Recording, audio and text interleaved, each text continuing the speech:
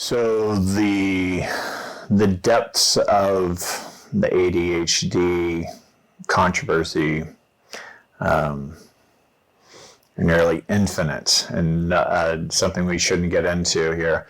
However, something that I've actually I've spoken with countless parents on, and I've spoken with dozens of physicians on, and it's purely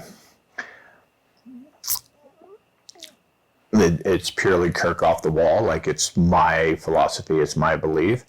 However, I think the logic is inescapable. When you look at, it doesn't matter if you're looking at, of course, a child would have to be sort of adolescent age for you to be able, even for the concept to even exist, that they aren't paying attention in a way that they should be paying attention, right? So ADHD actually is a misnomer. It's called attention deficit disorder, right? Or attention deficit hyperactive disorder. But what it actually is it's inappropriate attention. So, as an example, the plurality, the majority of transcontinental pilots who do an exceedingly boring job have ADD. I'm not sure if it's a majority, but a significant number of like neurosurgeons have ADHD. So they can actually hyperfocus. So they have inappropriate focus, and that they can focus on one ridiculously small, monotonous thing for 12 hours, and it just feels like normal life to them. Like, they don't even recognize that they hyperfocused for 12 hours. And it can be the opposite of what people think is like, oh, look, bird, squirrel, oh, blue, and you can't control the child's behavior. So the first important thing to realize is that it's not a clearly delineated thing. It's like if I test your cholesterol, there's a number where I say, well, that's hypercholesterolemia. That's more cholesterol than you should have. And even that gets a little slippery. But when you get into behavior, that's really difficult, because is it always that way? Is your child like that at school? Is your child like that at home? Is your child like that when he or she is playing with their friends? Is your child like that when he or she is playing alone, or when they're reading, or when they're doing their homework? It's like, there are a lot of different scenarios in life. So it's important for people to realize that the diagnosis itself is nebulous. It's a cloud of concepts. It's like, well, these generalized characteristics, if they are dysfunctional, if we believe that this combination of behaviors is to your child's detriment, then we're going to call that ADHD. But more importantly, let's think about what ADHD actually means. So what ADD, and I'll call it ADD just because it's faster and easier to say, it's efficient, and you can interchange these. But if you think about what I speak about all the time, executive functioning, the prefrontal cortex, the region of our brain that basically goes from from the temples over my eyes, like to my forehead, like that region of our brain. That is the region of our brain that makes us the smartest animal on the planet. And the reason it makes us the smartest animal on the planet is because we can plan, and we can think, and we can hypothesize, and we can say, well, if I did this, what would be the most likely outcome? Other animals, as far as we know, don't do that. We can save for retirement. Other animals, as far as we know, don't do that, right? Like, we can consider whether or not we're being a good parent, whether or not we're being a good spouse. Like, we can think about that relative to what other people do and compare that to it. And it's all hypothetical. This is all happening in the prefrontal cortex. So that's the region of our brain that we really want to maximize. That's the region of the brain that takes the longest to develop. which is why I say it's so important to allow your adolescent to sleep as much as he or she possibly can during that phase, because that, like from adolescence to early 20s, is when that part of their brain is forming. And once it's formed, it's formed. Not to say there's no neuroplasticity. You can obviously get some changes in there.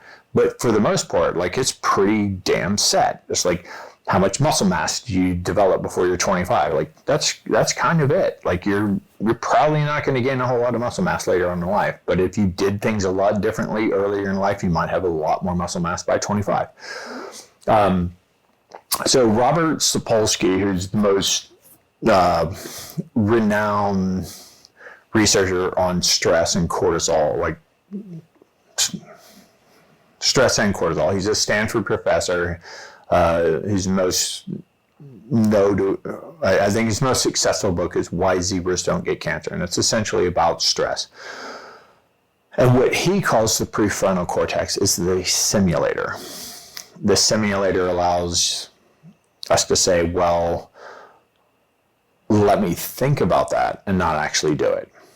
So your boss comes into the room, yells at you, says vicious things, says ugly things, snide comments, and what you want to do is like a double barrel, like, but you don't do that because you can simulate in your brain that if I do that, I'm going to lose my job, and then I'll have to find a job, and my kid needs braces, and blah, blah, blah, right. And so that's a part of our brain we really care about. All ADD means is that region of your brain is functioning insufficiently or inappropriately. And I think inappropriately is more accurate. So I've been diagnosed with ADD. And I have spent 18 hours working on a watch and about 2 to 3 screws and like 1 cog on a watch. And it seemed like 15 minutes to me. I can hyperfocus. I can do neurosurgery. I've worked with neurosurgeons and been like, wow, that was a fun surgery. Was that 15 minutes? No, that was 18 hours, like all the time. So I understand what that concept is like. Now, I don't know if I actually have ADD because I was tremendously sleep deprived when I was doing that. And so that's my point. If you look at the symptomatology, so if you go into the medical literature or go to my website and you say, what sort of behavioral cognitive changes would I expect if I were sleep deprived? Routinely or just extremely, right? So I haven't slept for 36 hours, or I've slept 5 hours a night for 20 days in a row. Pretty much the same. What would I expect my behaviors to be? Well, I would become more impulsive. I would crave different foods. My physiology would be 100% after sugar and fat, because fat's for famine and sugar is for energy right now. I would have less willpower if I had a plan of like how I was going to move towards the projected future of my life that would be most satisfying. I'm not as likely to stick to that. I'm not as likely to stick to my workout plan. I'm not as likely to get up when my alarm clock goes off. I'm not as likely to take the time to read to my children at night. I'm not as likely to do any of the things that we sort of do because we know it's the right thing to do. And if we're all honest with ourselves, it's like, if we could just do what we want to do, we would like eat and drink, have sex, and maybe watch television. It's obviously not a formula for success. So like, what do we want to do? Well, there's lots of things we want to do. We want to learn this. We want to get better at this. We want to control our emotions here. We want to get more fit. We want to lose a little bit of body fat. Like we want to do a lot of things, and this all requires discipline. Well, discipline is that prefrontal cortex. It's the simulator. It's like, oh, I want to be slimmer. Man, that cake looks good. But if I eat that cake, I'm not likely to get to the goal that I want to have, so I can simulate in my mind that if I do that I'm not going to get where I want to go. The same thing is true for kids. Their thought processes aren't the same as ours, but our kids' ability to pay attention to their teacher, our kids' ability to not push and shove, our kids' ability to play well with others, our kids' abilities to pay attention to their parents, our kids' ability to stick with their bedtime routine or put their toys away, or any of the things that we classify in these ADDs, those are all impaired by sleep deprivation. And if you look, as I said, you go to my website, you go to PubMed, go to the Google Scholar, whatever you want to do, look at the symptoms of sleep deprivation. Then look up the symptoms of ADD. They are identical. And they are identical for the same reason, or for one reason. It's because they're both impairing the prefrontal cortex. The area of your brain that gets the most impaired the quickest when you deprive yourself of sleep is your prefrontal cortex. If you miss 1 hour of sleep per night, you, on average, will gain about 15 pounds of body fat over the course of a year.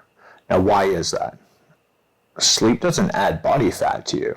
Sleep messes with your discipline. Sleep messes with your hormones. Sleep messes with your ability to stay on track and go to the gym and get up when you want to get up, all these other things.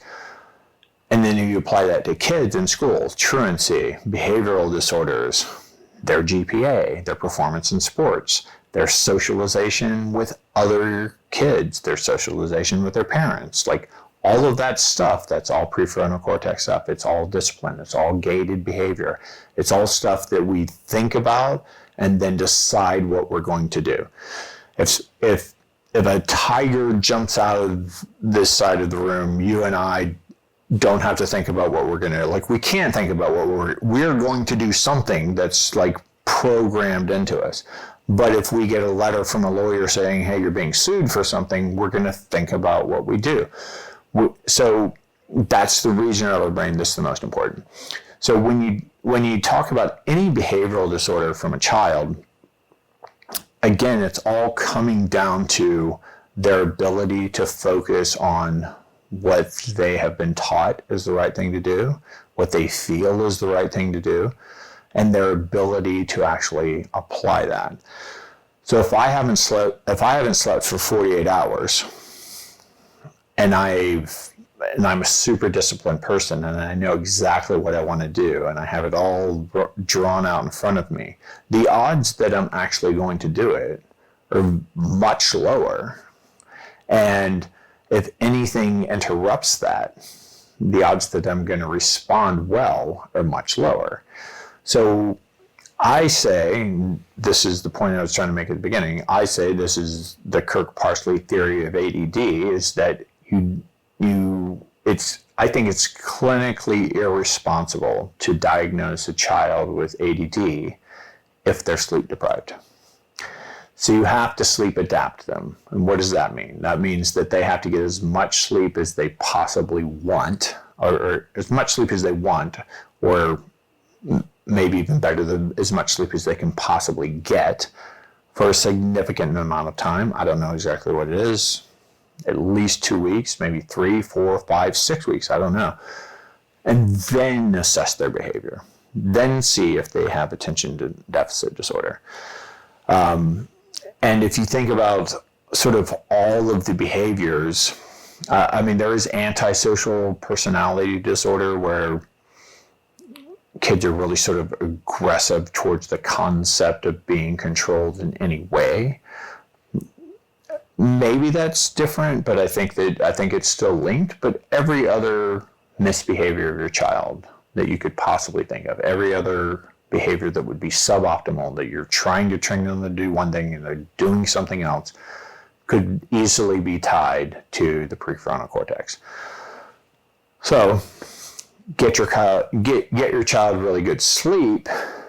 If the behavior improves, why drug your kid into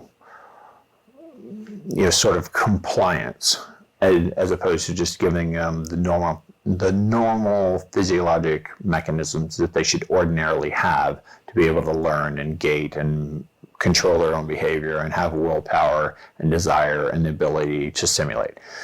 When you think of young boys, as I said, like the young boys, the prefrontal cortex develops later than girls.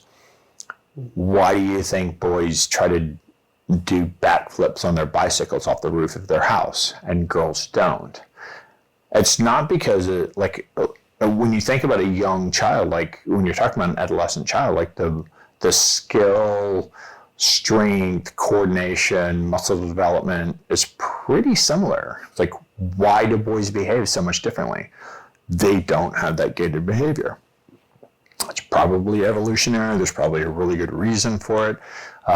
But currently, the way society is kind of developed, especially around school and academia,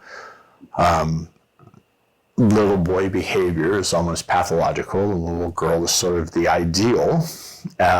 And that's a whole social issue that is beyond the scope of me talking about this. But it just makes sense to me in a logical standpoint that you shouldn't even consider you shouldn't even consider the possibility that your child has a disorder if your child's lifestyle is horrible.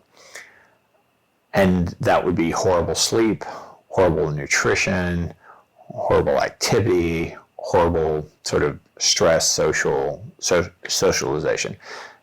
You know, if you live in a household where the police are at your house every other night, probably unlikely that your child is going to behave like their peers. If they're living off of donuts, probably unlikely they're going to have great physiology for other things, and the same thing with sleep.